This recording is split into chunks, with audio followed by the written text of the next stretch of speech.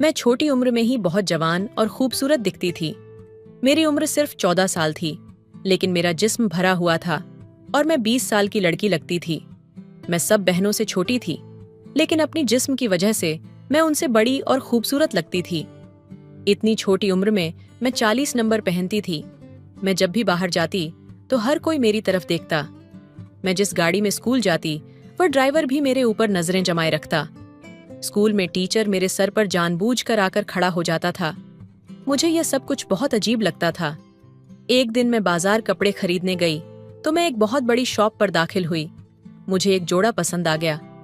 मैंने दुकानदार से कहा कि मैं यह पहनकर चेक करना चाहती हूँ। दुकानदार मेरी तरफ देखकर फौरन मान गया। कहने लगा, मैं भी आपसे यही कहने वाला था कि आप यह पहनकर चेक कर लें। मेरे घर वाले बाहर बेंच पर बैठे हुए थे। मैं चेंजिंग रूम में कपड़े पहनने लगी। दुकानदार मेरे पास आ गया और मेरे मुंह पर हाथ रख लिया। कहने लगा, आवाज मत निकालना, मैं तुम्हें यह सूट फ्री में दूंगा। बस तुम्हें 5 मिनट अपने दोनों मेरे मुंह में। हेलो दोस्तों, स्वागत है आपका हमारे YouTube चैनल पर। दोस्तों, आपसे विनती है कि मेरी चैनल को सब्सक्राइब कर लीजिएगा और कहानी को लास्ट तक सुनिएगा। आज की कहानी बहुत ही अच्छी है, तो चलिए कहानी सुनाते हैं। मेरा नाम सिमरन है। मेरी उम्र तकरीबन 14 साल थी।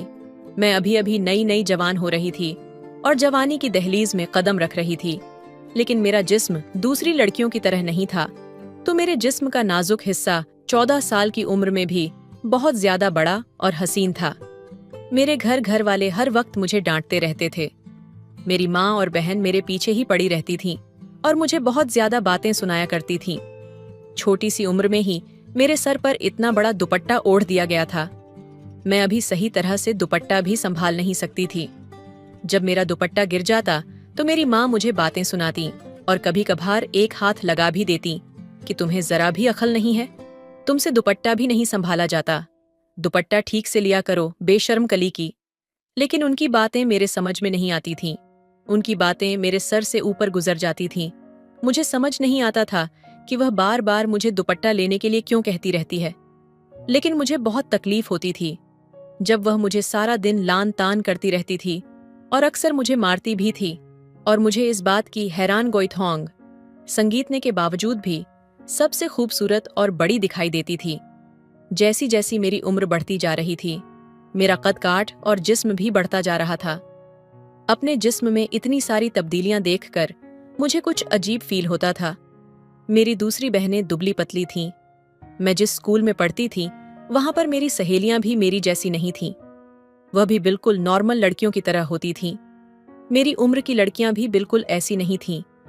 मेरी माँ को हर वक्त मेरी फिक्र लगी रहती थी।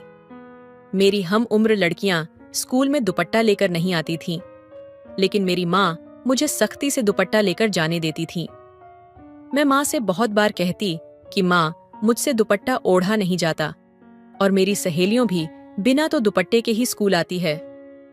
मुझे दुपट्टे की वजह से बहुत गर्मी लगती है, लेकिन मेरी माँ चिल्लाकर बोली, गर्मी गई भाड़ में, तुम ये चादर जरूर लोगी, ऐसा ना हो तुम्हारी वजह से हमें कोई परेशानी झेल न पड़े। मेरी माँ मुझे हर वक्त डांट रहा।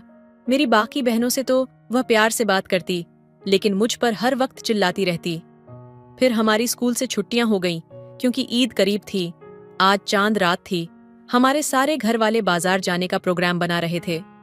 मैंने अपने माँ बाप से कहा कि मैं भी आपके साथ बाजार चलूंगी, तो उन्होंने फौरन कह दिया कि तुम बिल्कुल नहीं जाओगी, तुम्हें घर पर ही रहना होगा। चांद रात को बाजार में बहुत रश होता है और बहुत सारे बुरे बुरे लड़के फिरते रहते हैं। तो मैंने माँ से कहा, मेरा उन लड़कों से क्या लेना देना, मैं उनके लिए थोड़ी जा रही हूँ। मैं तो बाजार आपके साथ घूमने के लिए जा रही। जाहिर है ईद है, मुझे अपने लिए कुछ चीज भी लेनी है। अभी मैं अपने माँ से यह बात कर रही थी कि मेरी बहन झट से बोली हूँ कि अगर हम तुम्हें अपने साथ बाजार ले गए तो बाजार के सारे बुरे लड़की तेरे पीछे पड़ जाएंगे और सबकी नजर तुझ पर ही होगी। जब सारे लोग तेरी तरफ देख रहे होंगे तो हमें भी शर्मेजी उठानी पड़ेगी। इसलिए तुम घर में ही बैठी रहो। तुम्हें जिस भी चीज की जरूरत है तुम हमें बता दो, हम तुम्हें वह बाजार से ला देंगे। मुझे चीजों की जरूरत नहीं थी, मुझे बाजार घूमने का शौक था। मैं घर से बाहर निकालकर थोड़ा एंजॉय करना चाहती थी, लेकिन मेरी बहनें और माँ ने मुझे बाजार जाने से इनकार कर दिया। मैं रोती हुई अपने कमरे में चली गई। मुझे उनकी बात सुनकर बहुत दुख हुआ कि आखिर इन सब में मेरा क्या कसूर है।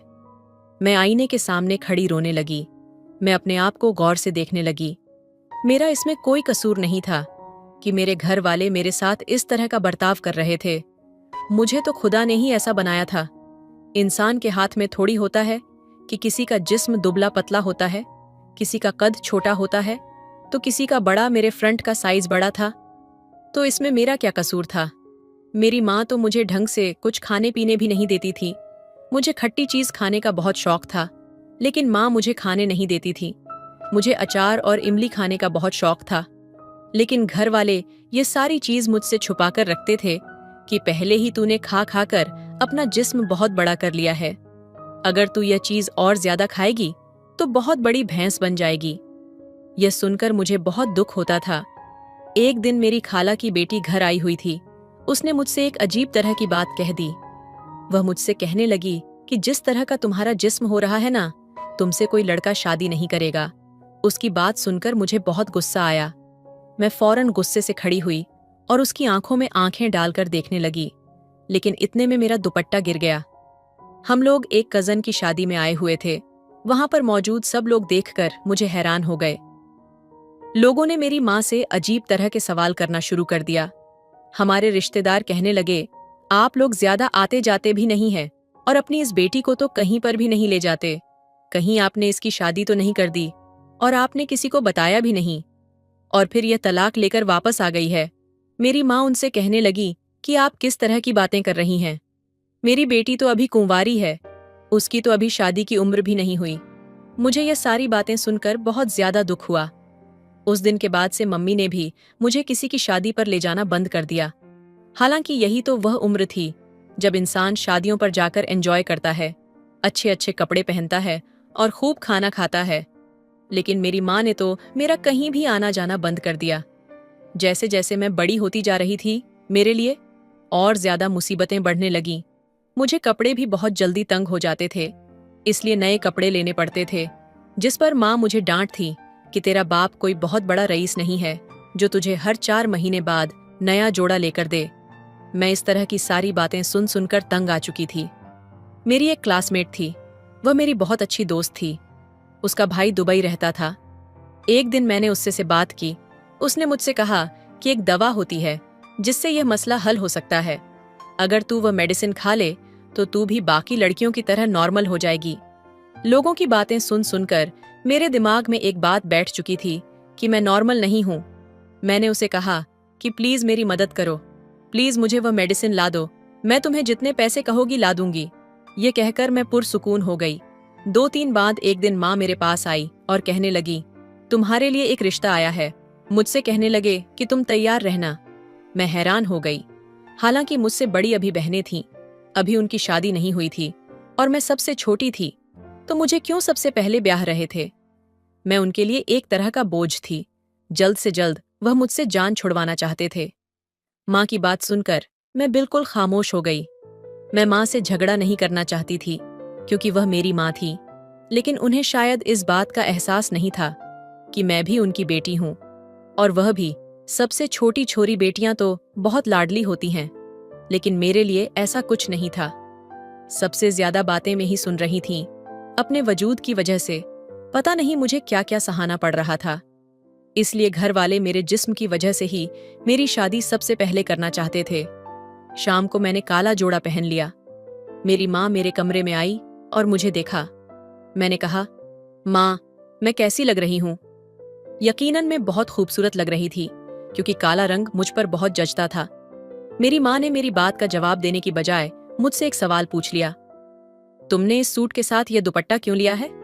मैंने कहा, इसके साथ यही दुपट्टा है। मैंने कहा, यह बहुत छोटा है। माँ ने दूसरी बहन को आवाज दी कि दूसरा दुपट्टा लेकर आओ, वह इस सूट के साथ चल जाएगा। मेरी बहन दूसरा दुपट्टा लेकर आई तो वह बहुत बड़ा था। मैंने माँ से कहा कि माँ, ये बहुत बड़ा दुपट्टा है। माँ कहने लगी कि बड़ा है तो क्या हुआ, तेरा जिस्म छोटा है क्या? जितना बड़ा तेरा जिस्म है वह इतने बड़े दुपट्टे में ही छुपे। उन्होंने मुझे इस तरह लपेटा कि मेरा चेहरा ही बस नजर आ रहा था। 10 मिनट बाद मुझे चाय लेकर बाहर जाना था। लड़के वाले आ चुके थे। वह लोग माँ से बातें कर रहे थे। इतने में मेरी बहन मेरे पास आई और कहने लगी कि यह लोग तो जॉइंट फैमिली वाले हैं, इनका घर तो मर्दों से भरा हुआ है, तेरा वहां पर क्या बनेगा, तुझे तो अपने आप को छुपा कर रखना पड़ेगा। मेरी बहन मेरा मजाक उड़ा रही थी और जिस तरह से वह मुझ पर हंस रही थी, उसकी हंसी मेरे दिमाग को अजियत दे रही थी। मुझसे यह सब कुछ बर्दाश्त नहीं हो रहा था। 10 मिनट के बाद मैं चाय लेकर बाहर गई तो उन्होंने मुझसे जिस अंदाज से देखा था, उनके रद्द अमल बहुत अजीब था। लेकिन जैसे ही मैं सोफे पर बैठी तो मेरा दुपट्टा कुछ सरक सा गया, क्योंकि मुझसे इतना बड़ा दुपट्टा संभाल नहीं जाता था। दुपट्टा गिरने की वजह से उनकी नजर मेरे जिस्मों पर पड़ गई तो उनकी एक औरत माँ से कहने लगी, बहन, क्या आपकी बेटी की शादी पहले भी हो चुकी है? तो मेरी माँ ने कहा कि नहीं, इसकी शादी कहाँ से हुई है, यह तो सबसे छोटी है। असल में बड़ी वाली पढ़ाई में बहुत लायक है, तो हम चाहते हैं कि वह पढ़ाई करती रहे और कुछ बन जाए, उसके बाद उसकी शादी करवा देंगे। लेकिन वह कहने लगे कि यह तो हमें शादीशुदा लग रही है, ये तो 2-3 बच्चों की माँ लग रही है। गैर शादीशुदा लड़की तो बहुत पतली होती है, लेकिन आपकी बेटी का जिस्म जिस तरह का जिस्म नजर आ रहा है, ऐसे लग रहा है कि जैसे ये 2-3 बच्चों की माँ है और इस वक्त भी हाला लग रही है। मेरी माँ ने कहा कि ऐसी नहीं, कोई बात नहीं है, हम आपको कसम देने के लिए तैयार हैं। अब इससे से ज्यादा और क्या हो सकता था। उन्होंने कहा कि नहीं, हमें तो मामला ही कुछ और लग रहा है। हमारा इकलौता बेटा है, हमारा बेटा बहुत लाडला है। आजकल तो लोग ठीक ठाक लड़कियों की ही मुंह भर भर के बातें करते हैं। अगर हम आपकी बेटी को ब्याह कर ले गए तो सारी जिंदगी लोगों के ताने सुनने पड़ेंगे। हम आपसे माफी चाहते हैं। मुझे उनके इनकार सुनकर बहुत दुख हुआ। हमारे मोहल्ले में अक्सर लोग अगर लड़की को ना पसंद करते तो वह मुंह पर कुछ नहीं कहते, बल्कि इतना कह देते हैं कि वह फोन पर बता देंगे। लेकिन उन्होंने तो मुझे मुंह पर ही इनकार कर दिया था। वह लोग तो चले गए, लेकिन माँ ने मेरी पिटाई करना शुरू कर दी। तेरे इतने सारे रिश्ते रिजेक्ट हुए हैं, लेकिन इस दफा जो मुझे बातें सुनने को मिली है, मैं जिंदगी भर नहीं भूलूंगी। मैं एक अच्छी औरत हूँ, सारी जिंदगी में इज्जत से गुजारी है, लेकिन सिर्फ तेरी वजह से मुझे ऐसी ऐसी बातें सुनने को मिल रही हैं। मैंने ऐसी बातें कभी नहीं सुनी थी। मुझे माँ की बातों पर बहुत दुख हुआ। मैंने 2 दिन तक खाना नहीं खाया, लेकिन किसी ने मुझसे यह तक नहीं पूछा। फिर आखिर मेरी दोस्त मुझसे मिलने आई। उसने चोरी चोरी मुझे वह मेडिसिन पकड़ा दी।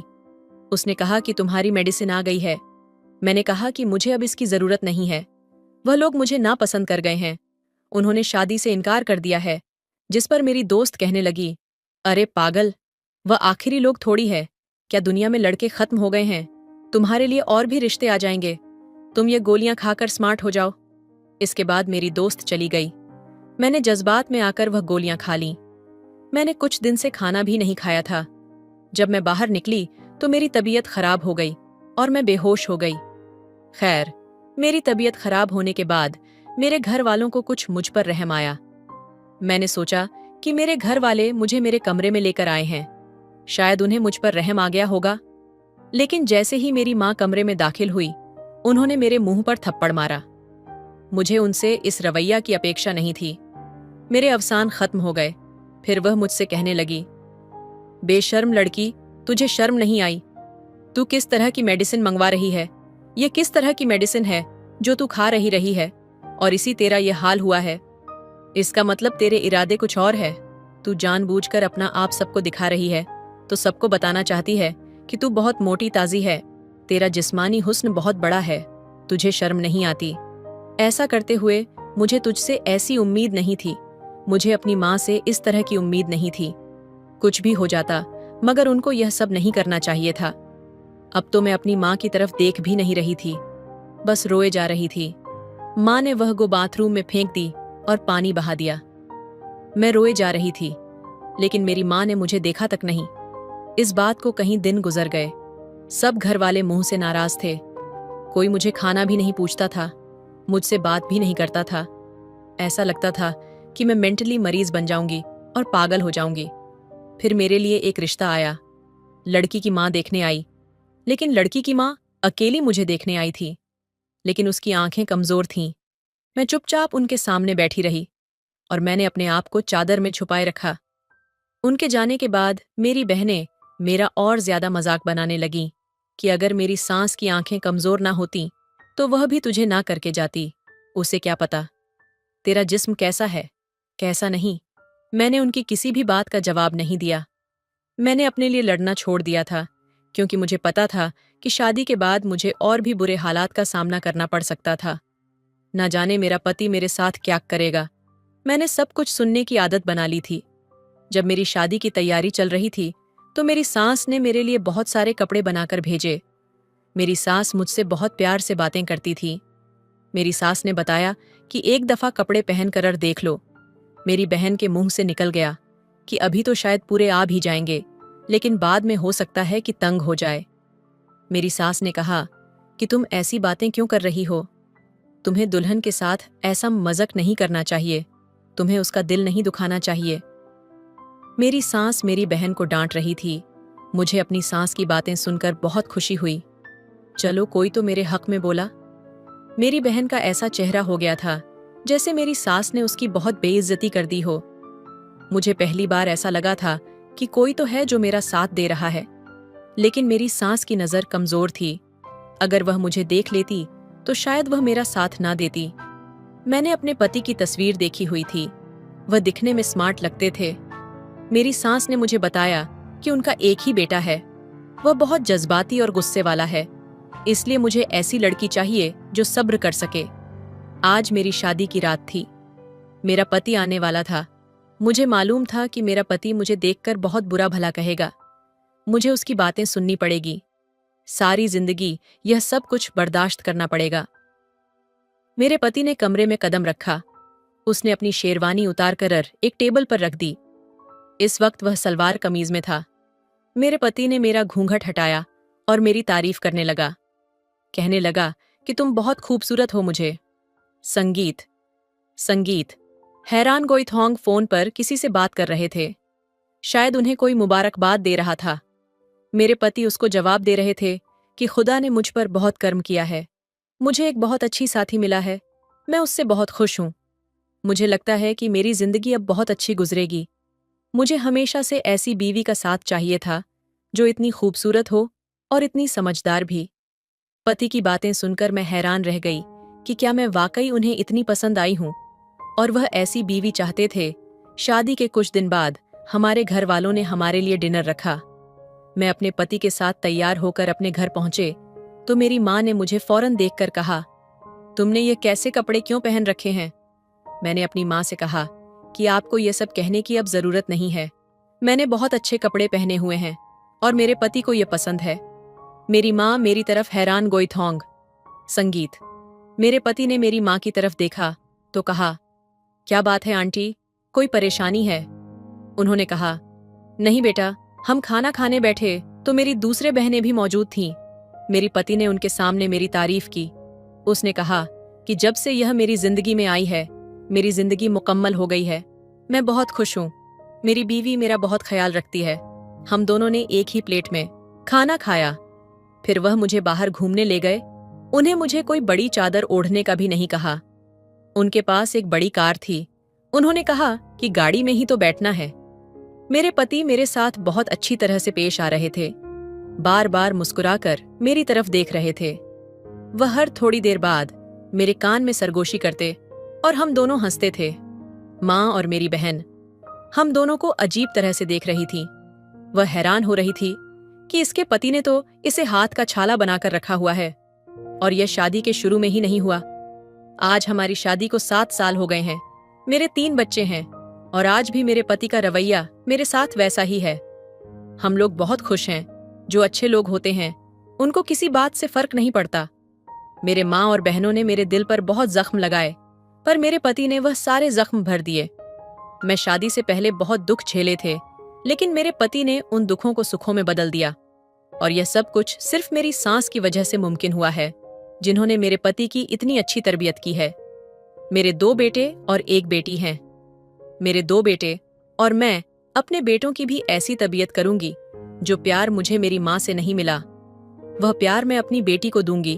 और जो परवरिश मेरी सास ने मेरे पति की है, वह मैं अपने बेटों की करूंगी। पति ने वह सारे जख्म भर दिए जो कभी दिल में गहरे घाव की तरह थे। शादी से पहले जो कड़वाहट और अकेलापन था, वह अब सुकून और खुशियों में बदल चुका है। इस बदलाव की जड़ें मेरी सास की परवरिश में थीं, जिन्होंने अपने बेटे को इंसानियत, प्यार और समझदारी का पाठ पढ़ाया। अब मेरी दुनिया मेरे पति और मेरे 3 बच्चों के इर्द गिर्द सिमटी हुई है। 2 बेटे और 1 बेटी। हर दिन उनके साथ बीतता है तो लगता है जैसे जिंदगी ने मुझे दूसरा मौका दिया हो। मैं अपने बच्चों को उस तरह की परवरिश देना चाहती हूँ जो सिर्फ बाहरी सफलता पर नहीं, बल्कि इंसानियत, सम्मान और प्रेम पर आधारित हो। जहां मैं एक ओर अपनी बेटी को वो सारा प्यार दूंगी जिसकी कमी मैंने अपने बचपन में महसूस की थी, वहीं अपने बेटों को ऐसे इंसान के रूप में तैयार करूंगी जो हर रिश्ते में संतुलन और गरिमा बनाए रखें।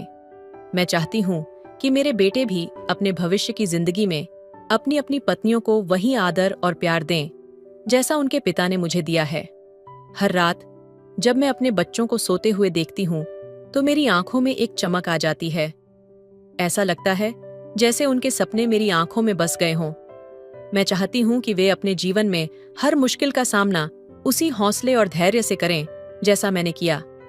एक दिन मेरी बेटी मेरे पास आई और पूछा, माँ, आप इतनी मजबूत कैसे बन गईं? मैं मुस्कुराई और कहा, बेटी, जब जिंदगी तुम्हें तोड़ने की कोशिश करे तो समझ लो कि वो तुम्हें फिर से नए सांचे में ढालने की तैयारी कर रही है। बस खुद पर और अपने अपनों पर विश्वास रखना। अब मेरा हर दिन मेरे बच्चों को वो सिखाने में बीतता है जो मैंने अपने जीवन के उतार चढ़ाव से सीखा है। मेरी कहानी सिर्फ मेरे दर्द से शुरू हुई थी, लेकिन अब यह उम्मीद और प्यार का ऐसा सिलसिला बन चुकी है जो मेरी आने वाली पीढ़ियों को भी रोशनी दिखाएगी। रात का सन्नाटा घर में गहराई से फैला हुआ था। कमरे में धीमी रोशनी थी और मैं अपने बच्चों के सोने के बाद शांत पल का आनंद ले रही थी। चाय का कप मेरे हाथ में था और मेरी आंखें खिड़की से बाहर आसमान में टिमटिमाते तारों पर टिकी थीं। उन तारों को देखकर मुझे अपनी पुरानी जिंदगी के वो दिन याद आने लगे जब हर सपना अधूरा लगता था। मैंने बहुत छोटे सपने देखे थे जो उस वक्त की मुश्किलों में कहीं खो गए थे। माँ का प्यार मेरे लिए कभी वो जगह नहीं भर पाया जिसकी मुझे जरूरत थी। मेरे पिता भी दुनिया से बहुत पहले चले गए थे और मैं हमेशा खुद को अधूरा महसूस करती रही। लेकिन जब मेरी शादी हुई और मैंने अपने पति को जाना तो लगा कि ईश्वर ने मेरी प्रार्थना सुन ली थी। उन्होंने न केवल मेरी जिंदगी को संवारा, बल्कि मेरे आत्मविश्वास को भी एक नई ऊंचाई दी। मेरे पति ने मेरे भीतर छुपी हर ताकत को पहचाना और उसे संवारने में मेरी मदद की। उनकी यही बातें मुझे मेरे बच्चों की परवरिश में गहराई तक प्रेरित करती हैं। एक दिन मेरे छोटे बेटे अय्यान ने मुझसे पूछा, माँ, आप हमेशा कहती हैं कि हम अच्छे इंसान बने, लेकिन अच्छा इंसान बनना इतना जरूरी क्यों है? मैंने उसके नन्हे चेहरे को देखा और कहा, बेटा, इस दुनिया में हर किसी के पास बहुत कुछ हो सकता है, शक्तियां, दौलत और शोहरत, लेकिन अगर इंसान के पास दयालुता और प्यार न हो तो वह सब बेकार है। अच्छा इंसान बनकर ही तुम दूसरों की जिंदगी बदल सकते हो, जैसे तुम्हारे पिता ने मेरी जिंदगी बदली। उस दिन अय्यान ने मुझे बड़े ध्यान से सुना। मुझे यकीन हुआ कि मेरे बेटे मेरे शब्दों को समझ रहे हैं। मैं चाहती थी कि मेरे बच्चे केवल अपने लिए नहीं, बल्कि दूसरों के लिए भी जीना सीखें। मेरी बेटी आरोही भी मेरी चिंता का केंद्र थी। बचपन में जो भावनात्मक खालीपन मैंने झेला था, वह मैं उसे कभी नहीं महसूस होने देना चाहती थी। मैं हमेशा कोशिश करती कि वह हर पल मुझसे खुलकर बात कर सके। एक शाम वह मेरे पास आई और कहा, माँ, क्या आप कभी डरती थीं? उसका सवाल मेरे दिल को छू गया। मैंने उसे अपने पास बिठाया और कहा, डर तो हर किसी को लगता है बेटी, लेकिन जब तुम्हारे पास सही लोग और सही कारण हों तो डर को हरा देना आसान हो जाता है। मैंने भी बहुत बार हार मानने की सोची थी, लेकिन तुम्हारे पिता और तुम्हारी दादी ने मुझे हमेशा हिम्मत दी। अब मैं तुम्हें वह सिखाना चाहती हूँ ताकि तुम्हें कभी अकेलापन महसूस न हो। उस रात जब आरोही सोने चली गई तो मैंने खुद से वादा किया, मैं अपने बच्चों को वही नींव दूंगी जो मुझे कभी नहीं मिली। प्यार, सहारा और वह आत्मविश्वास जो उन्हें हर चुनौती से पार पाने की ताकत देगा। साल दर साल मेरी कहानी केवल मेरी नहीं रही, ये मेरी सास, मेरे पति और अब मेरे बच्चों की कहानी बन चुकी थी। मैंने अपने बच्चों के साथ हर दिन जीने का एक नया सबक सीखा। मेरे बेटों के अंदर अपने पिता जैसी समझदारी और विनम्रता देखती हूँ, और मेरी बेटी में वह ताकत जो उसे किसी भी मुश्किल से लड़ने का साहस देगी। लेकिन सबसे बड़ी खुशी मुझे तब होती है जब मेरे बच्चे आपस में प्यार और सहारा बांटते हैं। हर रात जब मैं उन्हें गले लगाकर कहती हूँ, मैं तुमसे बहुत प्यार करती हूँ, तो उनकी आंखों की चमक मुझे यकीन दिलाती है कि मैंने सही रास्ता चुना है। ये कहानी यहीं खत्म नहीं होती। ये हर दिन नई यादें, नए सबक और नए रिश्तों के ताने बाने बुनती रहती है। मेरा सफर मुश्किल था, लेकिन मेरी कहानी उम्मीद और प्यार की है, जो हमेशा मेरे बच्चों की जिंदगी का हिस्सा रहेगी। तो दोस्तों, आपको ये कहानी कैसी लगी, कमेंट करके जरूर बताएं। मिलते हैं अगली कहानी में। तब तक अपना ख्याल रखिए। धन्यवाद।